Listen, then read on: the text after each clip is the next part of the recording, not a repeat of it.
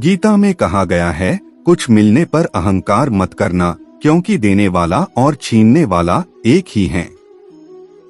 अहंकार मैं से शुरू होता है। यह मैं यानी खुद को सर्वश्रेष्ठ समझना।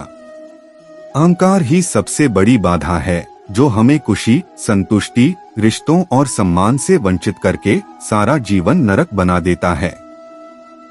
स्वयं को दूसरों से अधिक महत्वपूर्ण आंकने का भाव अहंकार कहलाता है। अगर इसे ठीक से प्रबंधित नहीं किया गया है तो यह आपके लिए नुकसानदायक साबित हो सकता है।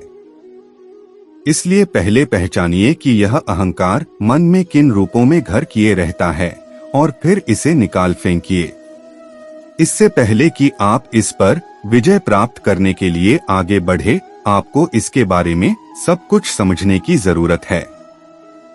जीवन में कभी भी अभिमान नहीं करना चाहिए, क्योंकि इसके आते ही हम उन चीजों को खो देते हैं जो हमें पास होती है या फिर हमें आसानी से मिल सकती है। यह अभिमान हमारे भीतर तब आता है जब हमें लगता है कि हमने कुछ किया है या फिर हमें जीवन में कोई सम्मान मिलता है। जिस समय हम किसी चीज का किसी के सामने अभिमान कर रहे होते हैं तो निश्चित तौर पर हम किसी न किसी का अपमान कर रहे होते हैं और उसकी नजरों में अपने सम्मान को खो रहे होते हैं। जीवन में जिस अभिमान के कारण रावण का अंत हुआ, कंस का अंत हुआ, वह हमारे जीवन के लिए कितना नुकसानदायक है, इसे जानने की आवश्यकता है। कभी भी ज्ञानी व्यक्ति घमंड नहीं करता है, और जिस व्यक्ति को घमंड होता है उसे समझ लो कभी ज्ञान नहीं है। जीवन में कभी भी अपनी शोहरत या उपलब्धियों पर घमंड नहीं करना चाहिए, क्योंकि जीतने वाले को भी अपना पुरस्कार झुक कर ही लेना होता है। जीवन में पाप कर्म निश्चित रूप से बहुत बुरी चीज है, लेकिन उससे भी बुरा पुण्य प्राप्त करने का अहंकार होता है।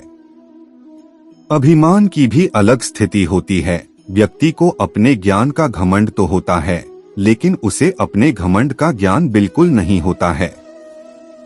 जीवन में कभी इतना स्वाभिमान नहीं करना चाहिए कि वह अभिमान बन जाए, और अभिमान इतना भी कम न करें कि स्वाभिमान मर जाए।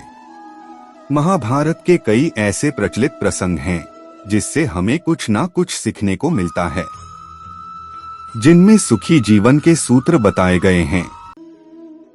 अगर इन सूत्रों को जीवन में उतार लिया जाए तो हम कई समस्याओं से बच सकते हैं। ऐसे ही अहंकार से जुड़ा महाभारत का एक प्रेरक प्रसंग है। इस प्रसंग में श्री कृष्ण ने अर्जुन को समझाया था कि किसी भी बात का व्यक्ति को घमंड नहीं करना चाहिए और अपने शत्रु को कभी छोटा न समझें। महाभारत युद्ध के समय अर्जुन और कर्ण के बीच भीषण युद्ध हो रहा था। दोनों ही योद्धा पूरी शक्ति से लड़ रहे थे।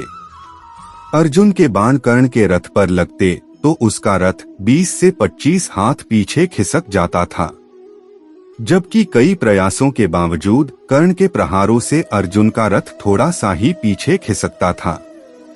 जब कर्ण का बाण अर्जुन के रथ पर लगता तो श्री कृष्ण उसकी प्रशंसा कर रहे थे, लेकिन अर्जुन के प्रहारों पर वे चुप रहते।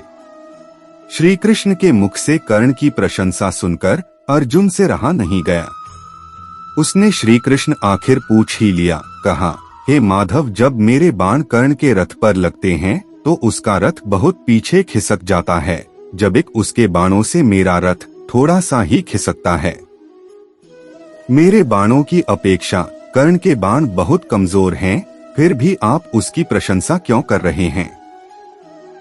अर्जुन को अहंकार था कि वह श्रेष्ठ धनुर्धर है। श्री कृष्ण ने मुस्कुराते हुए जवाब दिया कि तुम्हारे रथ पर मैं स्वयं बैठा हूँ। ऊपर ध्वजा पर हनुमान जी विराजित हैं। रथ के पहियों को स्वयं शेषनाग ने पकड़ रखा है।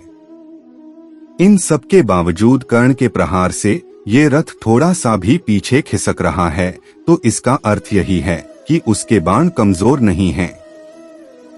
तुम्हारे साथ मैं स्वयं हूँ और कर्ण के साथ सिर्फ उसका पराक्रम है, फिर भी वह तुम्हें कड़ी टक्कर दे रहा है। इसका मतलब ये है कि कर्ण बिल्कुल भी कमजोर नहीं है। वो पराक्रमी योद्धा है। ये बातें सुनकर अर्जुन का घमंड चूर चूर हो गया। हमें भी अपनी किसी भी गुणों पर अहंकार नहीं करना चाहिए। समय का पहिया कब क्या कर दे पता नहीं चलता। अहंकार कभी किसी का नहीं रहा। राजा को रंक और रंक को राजा बनते देर नहीं लगती। कौन सबल कब निर्बल हो जाए कुछ पता नहीं। जवानी पाकर माँ बाप को नहीं भूलना चाहिए। प्रभु और गुरु से दूर नहीं होना चाहिए। जवानी स्थिर नहीं रहती। जिस धन को पाकर हम अहंकार करते हैं वह भी स्थिर नहीं रहता। जिस शरीर की सुंदरता पर इठलाते हो यह शरीर नवमलों से युक्त है, रोगों का घर है। अभिमान जब भी करोगे उसका रिजल्ट अच्छा नहीं आएगा। रावण का अभिमान नहीं रहा, उसकी सोने की लंका भी भस्म हो गई। अहंकार में डूबे इंसान को ना तो खुद की गलतियां दिखाई देती है और ना दूसरों की अच्छी बात। गीता में श्री कृष्ण ने बताया है कि किस प्रकार मनुष्य खुद ही अपना विनाश कर बैठता है। गीता में श्री कृष्ण कहते हैं कि मनुष्य को कभी भी अहंकार नहीं करना चाहिए। अहंकार मनुष्य से वह सब करवाता है जो उसके लिए सही नहीं है। अंत में यह अहंकार ही उसके विनाश का कारण बनता है। इसलिए जीवन में जितना जल्दी हो सके अपना अहंकार त्याग दें। परिवर्तन ही संसार का नियम है। श्री कृष्ण कहते हैं कि जो हुआ अच्छा हुआ, जो हो रहा है वह अच्छा हो रहा है, जो होगा वह भी अच्छा ही होगा। तुम्हारा क्या गया जो तुम रोते हो? तुम क्या लाए थे जो तुमने खो दिया? तुमने क्या पैदा किया था जो नष्ट हो गया? तुमने जो लिया यहीं से लिया, जो दिया यहीं पर दिया। जो आज तुम्हारा है कल किसी और का था, परसों किसी और का हो जाएगा।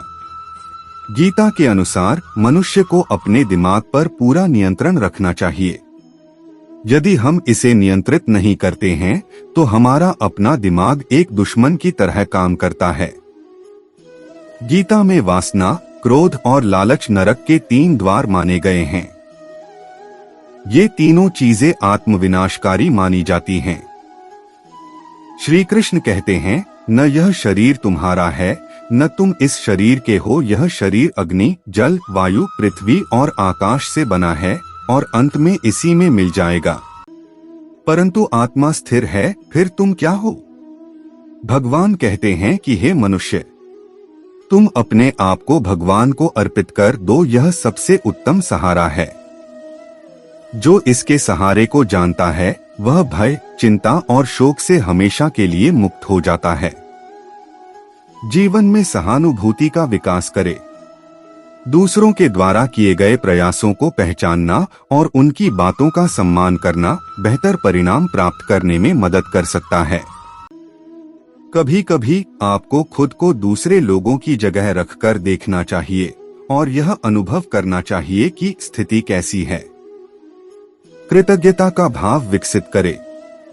बेशक आप इसे 1 या 2 दिन में नहीं सीख सकते, लेकिन आपको कहीं से तो इसकी शुरुआत करनी होगी। तो ऐसा करने का प्रयास करें। इसके लिए आप एक डायरी बनाएं और उसमें रोजाना 2 ऐसी चीजों के बारे में लिखें जिसके लिए आप आभारी हैं। यह आपको एहसास दिलाएगा कि हम चीजों को कितना मानते हैं। आत्मविकास के साथ आलोचना पर भी ध्यान दें। यही वह चीज है जिसकी हम में से ज्यादातर लोगों में कमी है। अगर इसे क्रमबद्ध किया जाता है तो हमारी अधिकांश चीजें पटरी पर आ सकती हैं। कभी कभी आलोचना की भी आवश्यकता होती है, जो कि एक बड़ा प्रेरक भी हो सकता है। खुद पर शक किए बिना आलोचना करना सीखें और इसे अपने कामों में सुधारने लाने लिए उपयोग करें। समय का सदुपयोग करना सीखें। आत्मविकास और समय प्रबंधन अहंकार की समस्या को समाप्त करने में मदद कर सकता है। सकारात्मक बातों पर समझदारी से समय व्यतीत करें। प्रकृति के साथ समय बिताएं। यह आपको एहसास दिलाएगा कि पृथ्वी कितनी विशाल है। परिणाम हमेशा हमारे हाथों में नहीं होते, लेकिन प्रयास हमेशा होते हैं। प्रयास पर अधिक ध्यान केंद्रित करें। हम अपने जीवन में सब कुछ नियंत्रित नहीं कर सकते, इसलिए इससे पहले कि आप किसी अन्य वर्ष में कदम रखें, अहंकार के उस बुलबुले को फोड़े और उसे अपनी और आपकी सफलता के बीच न आने दें। जगत के सारे संत महंत ज्ञानी हमें बार बार कहते हैं कि अहंकार ही मनुष्य का शत्रु है, जीवन का विष है। हम मानते भी है यह बात, किंतु अपने अहंकार से मुक्त नहीं हो पाते। अहंकार से छूटना थोड़ा कठिन लगता है। जब भी अहंकार को जागने का कारण दिखाई दे, तो बस क्षण भर रुककर सोचे, क्या वास्तव में हमारा अस्तित्व खतरे में है? अगर नहीं तो अहंकार की आवश्यकता ही नहीं। जीवन तो सदा दूसरा अवसर देता है, इसीलिए इस पर चिंतन मनन अवश्य कीजिएगा। दोस्तों, आशा है आपको वीडियो अच्छा लगा होगा, तो वीडियो को लाइक और शेयर करें। धन्यवाद।